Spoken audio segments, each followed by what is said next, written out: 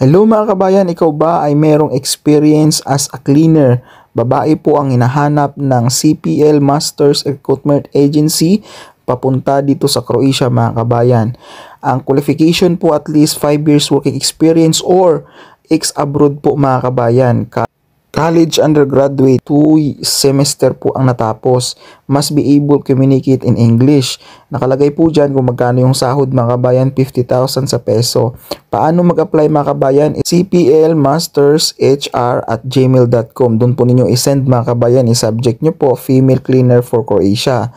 For more details mga kabayan, lagay ko sa description or nasa comment section mga kabayan para mabilis po kayong makapag-apply or mahanap nyo mga kabayan.